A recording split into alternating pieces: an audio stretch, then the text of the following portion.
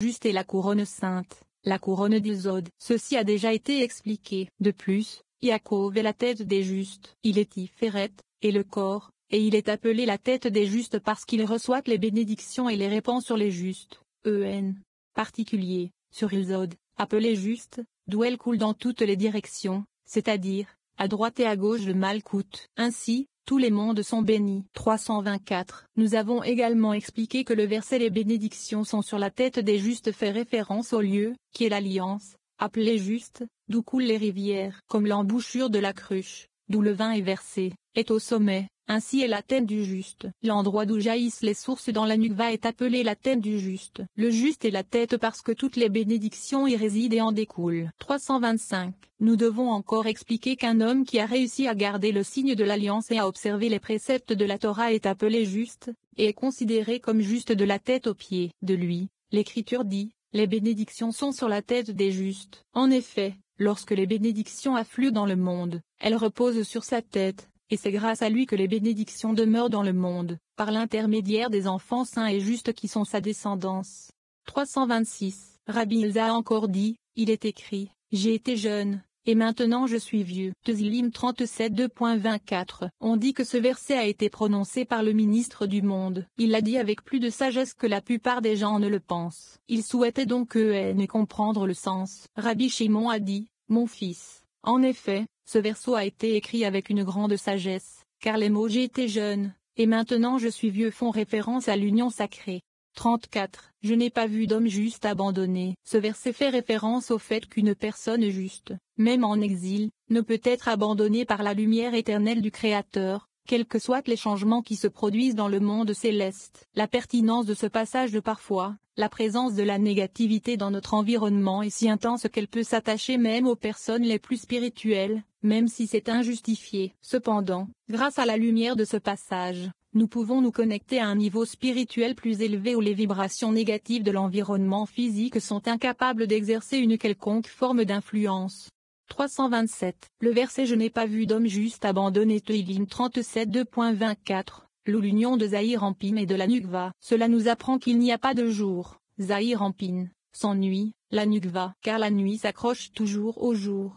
Zahir Anpin à la Nukva, le juste, Isod, est attaché en haut à Zer Anpin, le jour, et en bas à la Nukva, la nuit. C'est le secret de l'union dans une unité sans fin. 328. Quelle est la signification du verset ? Et sa descendance mendie du pain Tezillim 37 2.24. Il dit, tant que sa semence coule, il réclame et ne demande pas la Nukva, car elle est avec lui dans une union sans fin. Elle est alors prête pour lui, car la semence n'est pas éjaculée tant que la femelle n'est pas prête. Leur passion ne fait qu'un, dans une dévotion sans fin. Par conséquent, il n'a pas besoin de la demander. 329. Il lui dit, ce n'est pas le cas en exil. Zahir Anpin et Nukva sont dans une union sans fin seulement quand les enfants d'Israël sont dans leur terre et que le temple est debout, pas pendant le temps de l'exil. Il répond, il est écrit sa semence qui donne le petit pain, plutôt qu'il donne le petit pain. Quand la semence est-elle éjaculée, lorsque la femelle s'unit au mâle, on peut dire que l'Écriture dit aussi, je n'ai jamais vu un homme juste abandonné, ce qui fait référence au mâle lui-même. Vous pouvez de plus demander comment cela se passe en exil, quand un homme juste est abandonné et non uni au Nukva. 330. Il répond que même pendant le temps d'exil, il est attaché en haut à Zahir Anpin,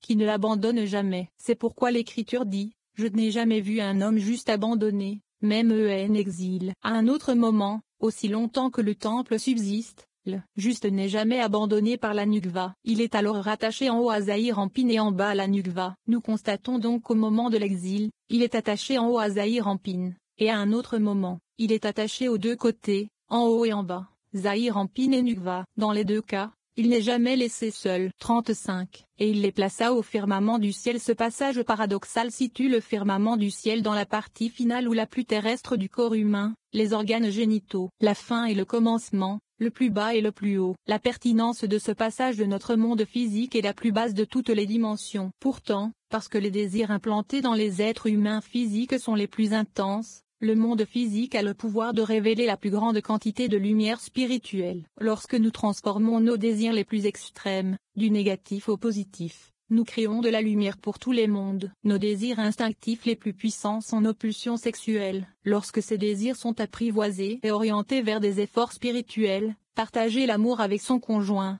faire descendre l'énergie positive d'en haut, faire naître une nouvelle vie, la lumière suscitée est d'une luminosité inouïe. Ainsi, la sagesse et la force d'utiliser nos désirs sexuels à des fins positives sont instillées en nous. 331. Il est écrit, et Elohim les plaça dans le firmament du ciel. Bereshit 2.17. C'est le juste, nommé, Yesod, même s'il est dit, au firmament du ciel, et le ciel est Zahir Ampin, pas Yesod, mais il est assurément appelé le firmament du ciel, étant la partie finale du corps. 36. Deux firmaments, début et fin. Ce verset développe les idées introduites dans l'article numéro 35. Il affirme que le firmament le plus élevé et étoilé des cieux est identique au plus bas, ou le fleuve. Tous deux sont sans fin et éternels. La pertinence de ce passage est le monde le plus bas et le plus éloigné de la lumière de l'infini. Ainsi, il recèle le plus grand vide. Ce vide douloureux crée également le plus grand désir de lumière. Lorsque cette aspiration et ce désir sont utilisés de manière spirituelle, la lumière est attirée dans la même mesure que le désir. Ainsi, le plein rayonnement de la lumière dans le royaume le plus élevé peut briller dans le royaume le plus sombre. Lorsque le désir de recevoir la lumière existe dans le but de la partager avec les autres, les deux mondes, le supérieur et l'inférieur, brillent alors avec la même intensité. Lorsque nous transformons des désirs négatifs en actions de partage, nous attirons à notre tour la plus grande quantité de lumière dans notre propre vie. La capacité de contrôler et de transformer nos désirs les plus intenses nous est accordée par la lumière de la sagesse émanant de ces mots hébreux. 332. Viens et regarde. Il y a deux firmaments, le commencement et la fin, créés selon le même modèle. Le commencement est le 8e firmament, où se trouvent toutes les étoiles, grandes et petites. C'est le firmament supérieur, non divulgué, qui crée et soutient tout. C'est le 8e, en comptant depuis le bas, le commencement d'où tout émerge. 333. Le 8e firmament d'en haut suit le même schéma. En lui, tous les commencements, toutes les lumières et tous les cierges sont posés. Il reçoit tout, car il représente la fin. Le 8e firmament du haut est le point de départ de tout, celui dont dépendent toutes les lumières. Il reçoit tout de haut, et tout en sort. De même, le 8e firmament inférieur reçoit les lumières de ses supérieurs et il libère les lumières dans tous les mondes. 334. Le commencement et la fin, les deux firmaments, sont semblables, et donc le firmament inférieur est le fleuve du Sorlo qui ne cesse de couler. Le but est de modeler la fin après le commencement. C'est pourquoi Elohim les a placés dans le firmament du ciel. Bereshit 2.17, le firmament inférieur. Ils sont là pour briller sur la terre, qui est la Nukva et Bria. Yetzira et Azia. 335. Bien que les firmaments supérieurs et inférieurs se ressemblent clairement, il doit y avoir une différence entre eux. Il faut demander ce que c'est. Il répond, le firmament supérieur nourrit et soutient les aspects suprêmes, et le firmament inférieur nourrit et soutient le monde inférieur, la Nukva et tous les aspects inférieurs de Bria, Yetzira, et Azia. 336. On peut se demander ce qu'est le monde supérieur, car le 8e firmament supérieur, non révélé, est lui-même le monde supérieur, et il est appelé ainsi, car il n'y a que deux mondes. Comme nous l'avons déjà appris. Comment peut-on dire, alors, qu'il nourrit le monde supérieur, ce qui signifie qu'il n'est qu'un aspect du monde supérieur? Il répond, le firmament supérieur est lui-même le monde supérieur, et tous les grades qui en sont issus portent son nom, ainsi que le monde supérieur. L'un et l'autre, les firmaments supérieurs et inférieurs, ne font qu'un. Béni soit-il, pour les siècles des siècles. 37. Les arbres d'Hachem sont rassasiés. Dans ce passage, le Zohar explique la double nature de Bina. Bien qu'elle soit féminine parce qu'elle reflète l'esprit, Bina est également masculine, c'est-à-dire active, parce qu'elle donne la compréhension. Contrairement à la sombre et triste Malkou, qui se situe à un niveau inférieur de l'existence, Bina est toute lumière, et donc pleine de joie. La pertinence de ce passage d'un point de vue kabbalistique. Le royaume de Bina est un dépôt cosmique de lumière spirituelle. Le fait de toucher ce royaume éveille la pleine lumière du Créateur dans nos vies, produisant une grande joie dans nos cœurs et nos âmes. La connexion à Bina est établie lorsque nous établissons une connexion visuelle avec les mots qui racontent ces merveilles suprêmes. Ainsi, la lumière de la joie et du bonheur remplit nos âmes, en particulier si nous méditons pour partager cette lumière avec d'autres personnes lorsque nous lisons ces versets.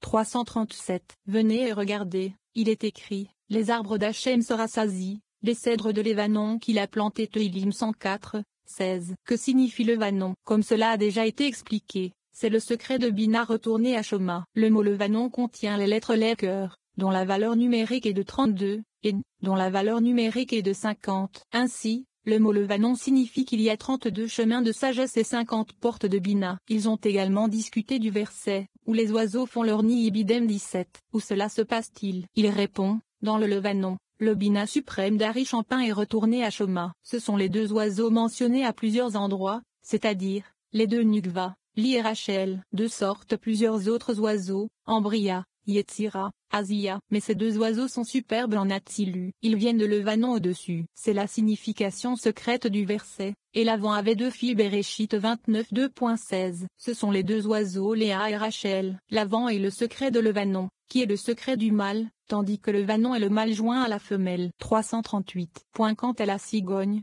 les cyprès sont sa maison. Tezillim 104 2.17. Ceci fait référence aux six fils suprêmes, les six fins du monde, Z, Gvura, Tiferet, Netza, Od, et Uzod. Il a été expliqué qu'ils émergent du monde supérieur, Bina, et sont considérés comme étant sa maison. Pourquoi Bina est-il appelé cigogne? Il répond, parce que ce monde supérieur, bien qu'il soit féminin, nomme Bina, est appelé masculin, parce que lorsque la bonté et les lumières sortent, c'est d'elles qu'elles apparaissent et s'étendent, et, tout ce qui donne est désigné comme mâle. 339.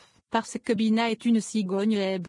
Shazida, la lumière du Shzed émane d'elle, la lumière primordiale, à propos de laquelle l'Écriture dit, et Elohim dit, que la lumière soit Bereshit 2.3. Par conséquent, il est écrit, les cyprès sont sa maison. Brochim cyprès, devrait être lu Berachim dans les têtes, car Bina est les trois premiers séphiroth, et société anonyme maison et ses six fins, Z, Gvura, Tiferet, Netza, Od, et Uzod. Et celles-ci sont dans société anonyme tête, c'est-à-dire dans l'aspect de la tête et des trois premières séphiroth. Mais le monde inférieur, la Nukva, vit dans les êtres inférieurs, et non dans les têtes. On l'appelle le tribunal du monde. Parfois, le monde inférieur, la Nukva, est nommé comme le monde supérieur, Bina, par tous ces noms. C'est alors que la Nukva s'élève et habille Bina. 340. De ce lieu, la Nukva, l'Écriture dit, et Hachem se repentit.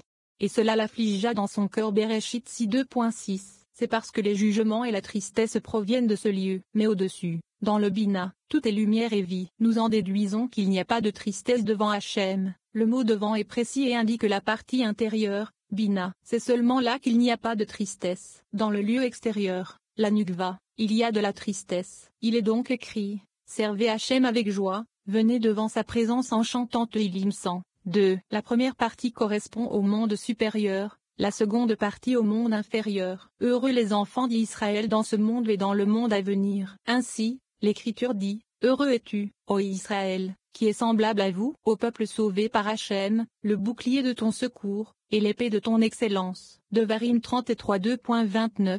38. Les tiges. Rabbi Elazar spécule encore sur la signification secrète des bâtons de Yaakov. Il réfléchit sur le verset, si tu es sage pour toi-même, et si tu méprises, c'est toi seul qui le supporteras. L'homme bénéficie de la sagesse de la Torah. S'il ne parvient pas à la comprendre, c'est lui qui languit dans l'ignorance. La Torah elle-même n'étant rien diminuée. Rabbi Abba ajoute que lorsqu'Yaakov, dans sa sagesse, sépara ses troupeaux de ceux de l'avant, il créa la nation singulière d'Israël, qui se distingua des peuples païens. La pertinence de ce passage. La partie la plus importante du travail spirituel consiste à apprendre à identifier et donc à séparer le bien du mal, à distinguer les caprices de l'ego des désirs de l'âme. Ce passage élève notre conscience afin que nous puissions commencer à différencier les ténèbres de la lumière lorsque les tentations du monde physique et les pulsions séductrices de notre ego tentent de brouiller les lignes. 341. Et il plaça les bâtons. Rabbi Elazar a ouvert la discussion avec le verset, si tu es sage, tu l'es pour toi-même, et si tu méprises, c'est toi seul qui le supporteras. Michelet 9, 12. Venez et regardez, malheur aux méchants du monde, qui ne connaissent pas et ne regardent pas les paroles de la Torah. Et s'ils le font, comme ils n'ont pas d'intelligence, les paroles de la Torah leur paraissent vides et inutiles. C'est parce qu'ils sont eux-mêmes vides de connaissance et d'intelligence. Mais toutes les paroles de la Torah sont élevées et précieuses. Chacune de ces paroles est plus précieuse que les perles. Et toutes les choses que l'on peut désirer ne peuvent lui être comparées. Michelet 8h11. 342. Lorsque tous ces fous au cœur solide voient les paroles de la Torah, ils ne comprennent pas et disent des choses sans valeur. Malheur à eux, au moment où le Saint, béni soit-il, leur arrachera la honte de la Torah, et ils seront punis pour s'être rebellés contre leur maître. 343. Il est écrit dans la Torah, car ce n'est pas une chose vide pour vous. Devarim 32 2.47. car toute la Torah est pleine de pierres précieuses et de perles et de toute la bonté du monde. C'est ainsi qu'il est écrit, et toutes les choses que l'on peut désirer ne peuvent lui être comparées. Comment peuvent-ils dire que la Torah est vide? 344. Le roi